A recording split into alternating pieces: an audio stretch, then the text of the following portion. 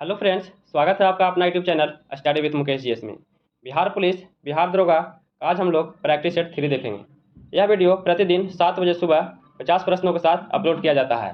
तो आप लोग इस वीडियो को जितना ज़्यादा से ज़्यादा शेयर कीजिए और अभी तक जो इस चैनल को सब्सक्राइब नहीं किए हैं सब्सक्राइब कर लीजिएगा। तो आइए चलिए स्टार्ट करते हैं।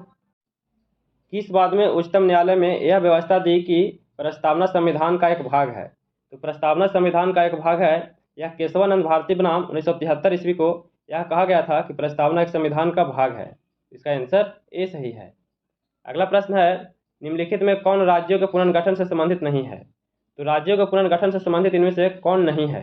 तो धार आयोग, जेबीपी समिति और फजल अली आयोग, ये तीनों जो है यह राज्यों के पुनर्गठन से संबंधित है। और राज मन्नार समिति जो है यह राज्यों के पुनर्गठन से संबंधित नहीं है। तो इसका आंसर सी सही है। अगला प्रश्न है, भारतीय संविधान में किस आधार पर अल्पसंख्यकों का निर्धारण किया गया है? तो अल्पसंख्यकों का जो निर्धारण किया गया है यह भाषाई एवं धार्मिक के आधार पर किया गया है। इसका आंसर सी सही है। अगला प्रश्न है, संविधान की कार्यप्रणाली की समीक्षा के लिए 11 सदस्यीय आयोग का गठन वर्ष और अध्यादेश के सुमेलित युग्मों की पहचान करना है। तो इसका गठन कब किया गया और इसका अध्यक्षता किसके द्वारा किया गया था? तो इसका गठन वर्ष 2000 में और इसका अध्यक्षता न्यायमूर्ति एम.एन. वेंकटचलैया के द्वारा किया गया था। इसका आंसर ए सही है। अगला प्रश्न है, 2011 की जनगणना के अनुसार भारत में लिंगानुपात एवं बाल लिंगानुपात के सही जोड़े का चयन करना है।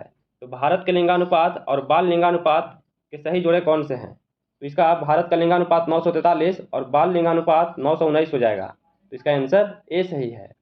अगला प्रश्न है, उपयोगिता का गणनावाचक सिद्धांत किसने दिया था? तो उपयोगिता का गणनावाचक जो सिद्धांत है यह किसके द्वारा दिया गया था? यह मार्शल के द्वारा दिया गया था। इसका आंसर बी सही है। अगला प्रश्न है, कॉफ़ी की कीमत में वृद्धि से चाय की मांग पर क्या प्रभाव पड़ेगा? तो चाय की मांग पर प्रभाव जो पड़ेगा क्या पड़ेगा? तो प्रभाव बढ़ जाएगा। इसका आंसर ए सही है। अगला प्रश्न है, भारतीय रिजर्व बैंक में छोटे किसानों के रूप में किसे परिभाषित किया गया है? तो छोटे किसानों के रूप में किसे परिभाषित किया गया है? तो 1 हेक्टेयर से अधिक और 2 हेक्टेयर से कम की भूमि वाले किसानों को यह परिभाषित किया गया है। तो इसका आंसर डी सही है। नेक्स्ट प्रश्न है, एक अंतरिक्ष यात्री पृथ्वी तल की तुलना में चंद्रमा पर अधिक ऊंची छलांग लगा सकता है, क्यों? तो चंद्रमा पर अधिक ऊंची छलांग क्यों लगा सकता है? तो चंद्र तल पर गुरुत्वाकर्षण बल पृथ्वी की तुलना में अत्यल्प है, इसलिए सबसे अधिक चंद्रमा पर छलांग लगा सकता है। तो इसका आंसर सी सही है। सर सीवी रमन को उनके लिए किस कार्य के लिए नोबेल पुरस्कार मिला था? तो सीवी रमन को किस कार्य के लिए नोबेल पुरस्कार दिया गया था? तो उन्हें प्रकाश के प्रकीर्णन के अध्ययन के लिए नोबेल का पुरस्कार दिया गया था। तो इसका आंसर बी सही है। अगला प्रश्न है, रडार का उपयोग किस लिए किया जाता है? तो रडार का उपयोग किस लिए किया जाता है? तो जहाज़ों, वायुयानों आदि को ढूंढना एवं मार्ग निर्देशन करने के लिए किया जाता है। इसका आंसर बी सही है।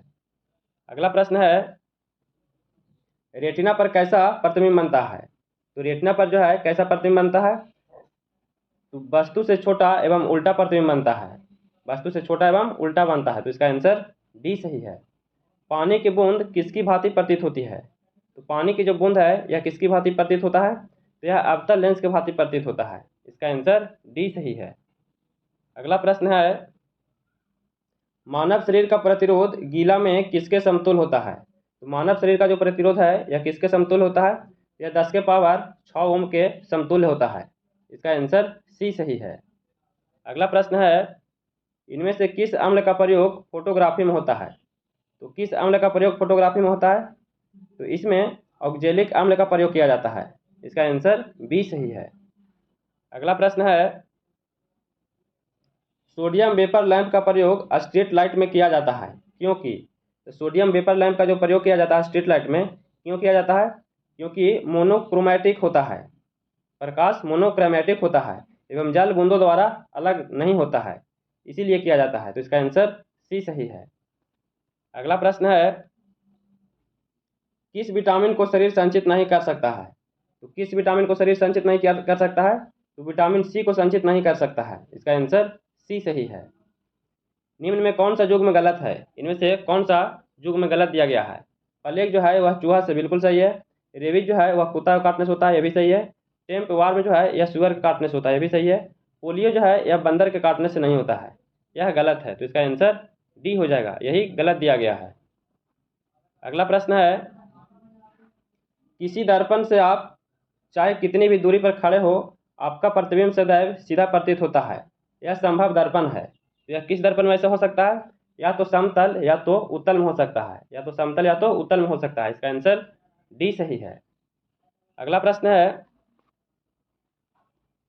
खाना बनाते समय यदि बर्तन की तली बाहर से काली हो रही है तो इसका मतलब क्या है? तो इसका मतलब यह हुआ कि ईंधन पूरी तरह से नहीं जल रहा है, ईंधन पूरी तरह से नहीं जल रहा है। तो इसका आंसर बी सही है। नेक्स्ट प्रश्न है,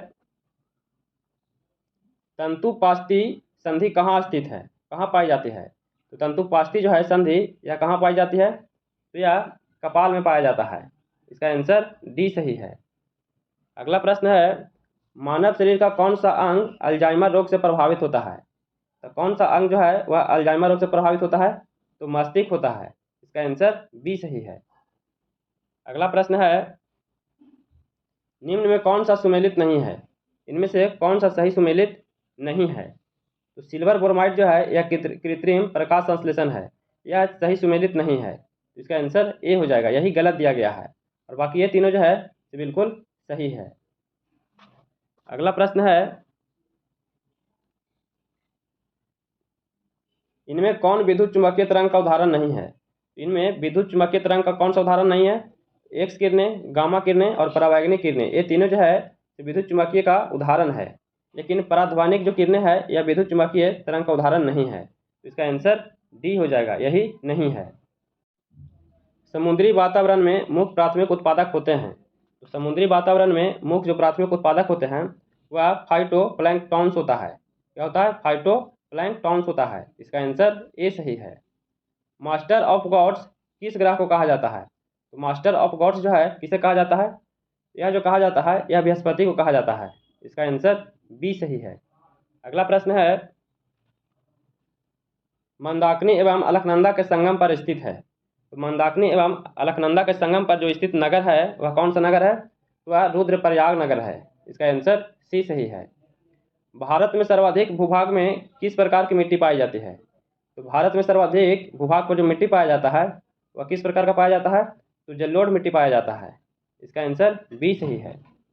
अगला प्रश्न है, इनमें कौन सा प्लेट एशिया एवं प्रशांत महासागरीय प्लेट के बीच स्थित है?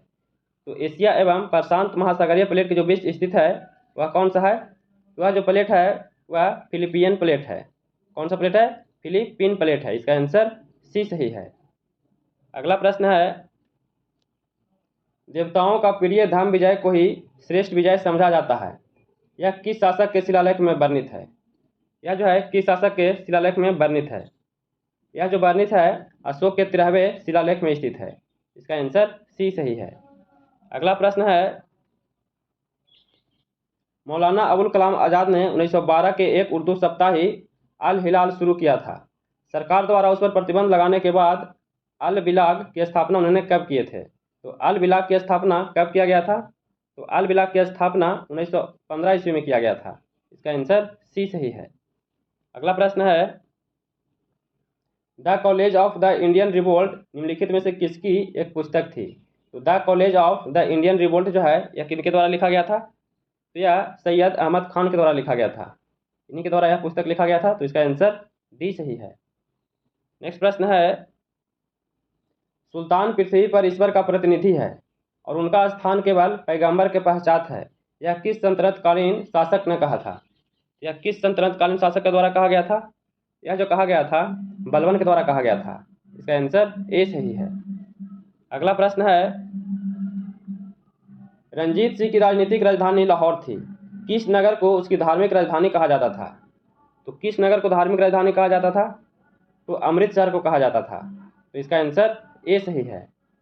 आधुनिक युग में पहली बार ब्राह्मणी और खरोष्टी लिपियों को पढ़ने का श्रेय किसे दिया जाता है? तो ब्राह्मणी और खरोष्टी लिपियों को पढ़ने का जो श्रेय दिया जाता है किसे दिया जाता है? तो जेम्स प्रिंपेस को दिया जाता है। इसका आंसर डी सही है। अगला प्रश्न है, निम्नलिखित में से वह आयोग कौन सा है जिसमें सबसे पहले भारत में प्राथमिक एवं माध्यमिक शिक्षा पर ध्यान दिया गया था? तो भारत में प्राथमिक एवं माध्यमिक शिक्षा पर जो ध्यान दिया गया था वह किस आयोग के द्वारा दिया गया था? तो यह चार्ल्स बोर्ड आयोग के द्वारा दिया गया था। इसका आंसर बी सही है। अगला प्रश्न है, 19वीं शताब्दी में सबसे पहले शुरू किया जाने वाला सुधार आंदोलन निम्नलिखित में से कौन सा था? तो सुधार जो आंदोलन था वह कौन सा था?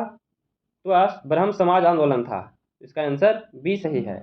अगला प्रश्न है, औपनिवेशिक भारत में भारतीय विधवाओं के लिए शारदा सदन स्कूल की स्थापना किसने किया था? तो शारदा सदन स्कूल की जो स्थापना किया गया था यह स्थापना पंडिता रमाबाई के द्वारा किया गया था। इसका आंसर बी सही है। नेक्स्ट प्रश्न है, अकबर के किस समकालीन शासक ने दिल्ली, आगरा और संभल पर अधिकार कर विक्रमादित्य की उपाधि धारण किया था? तो दिल्ली, आगरा और संभल पर अधिकार कर विक्रमादित्य की जो उपाधि धारण किया गया था यह किसके द्वारा किया गया था? तो यह हेमू के द्वारा किया गया था। इसका आंसर ए सही है। अगला प्रश्न है, 1916 ईस्वी में किस भारतीय ग्रमपंथी ने कहा था कि कांग्रेस लॉर्ड डफरिन के दिमाग की उपज है? तो किस भारतीय द्वारा कहा गया था? तो लाला लाजपत राय के द्वारा कहा गया था कि कांग्रेस लॉर्ड डफरिन के दिमाग की उपज है। तो इसका आंसर डी सही है। अगला प्रश्न है, पत्रकारिता के लिए ब्रिटिश सरकार द्वारा सजा पाने वाला पहले भारतीय कौन थे? तो पहले जो भारतीय थे वह कौन थे? तो वह सबसे पहले सुरेंद्रनाथ बनर्जी को सजा मिला था। इसका आंसर ए सही है। अगला प्रश्न है, बंगाल की निम्नलिखित घटनाओं का क्रमवार सजाना है। तो बंगाल में जो घटना हुआ था उसे क्रमवार सजाना है। तो सबसे पहले इसमें सिराजुद्दौला का नवाब बने थे। इसके बाद ब्लैक होल की घटना हुआ था। इसके बाद अलीनगर की संधि हुआ था। इसके बाद प्लासी का युद्ध हुआ था। तो इसका आंसर सी हो जाएगा। इसे मिला लीजिएगा आप लोग। अगला प्रश्न है,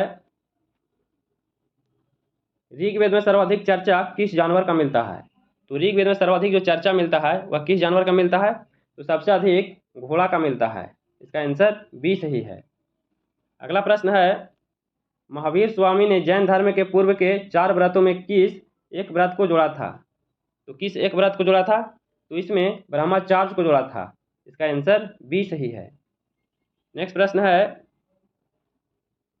पाली ग्रंथों के अनुसार गौतम बुद्ध के काल में गांव के कितने भेद बताए गए थे? तो गांव को कितने भेद बताए गए थे? तो गांव को टोटल 3 भेद बताए गए थे। इसका आंसर ए सही है। अगला प्रश्न है, उत्तर वैदिक काल में किन 2 कबीलों के एक होने से कुरुओं कबीला बना था? तो 2 कबीलों को एक होने से जो कुरु कबीला बना था वह कौन था? तो वह भारत एवं पुरु था। तो इसका आंसर ए सही है। अगला प्रश्न है, निम्नलिखित कालक्रम घटनाओं को सही क्रम सजाना है। निम्नलिखित को इसको कालक्रम के अनुसार सजाना है। सबसे पहले इसमें मुस्लिम लीग की स्थापना हुआ था। इसके बाद लखनऊ समझौता हुआ था 1916 ईस्वी में हुआ था। इसके बाद बारदोली सत्याग्रह हुआ था 1928 ईस्वी में। इसके बाद लाहौर अधिवेशन हुआ था 1929 ईस्वी में हुआ था। इसके बाद नमक सत्याग्रह 1930 ईस्वी में हुआ था। इसको आप लोग मैच करवा लीजिएगा। इसका आंसर डी सही है। अगला प्रश्न है, जंतर मंतर का निर्माण किसने करवाया था? तो जंतर मंतर का जो निर्माण है यह किनके द्वारा करवाया गया था? यह सवाई जय सिंह के द्वारा करवाया गया था। इसका आंसर डी सही है। अगला प्रश्न है, अकबर द्वारा स्थापित अनुवाद विभाग में सबसे पहले किन पुस्तकों का अनुवाद किया गया था? तो सबसे पहले जो किया गया था किन पुस्तकों का किया गया था? तो सबसे पहले सिंहासन बतीसी, अथर्ववेद और बाइबिल का किया गया था। इसका आंसर ए सही है। अगला प्रश्न है, पालों के समय में बौद्ध धर्म की किस शाखा का विशेष विकास हुआ था? तो किस शाखा का विशेष विकास हुआ था? तो इसमें ब्रजयान का विशेष विकास हुआ था। इसका आंसर ए सही है।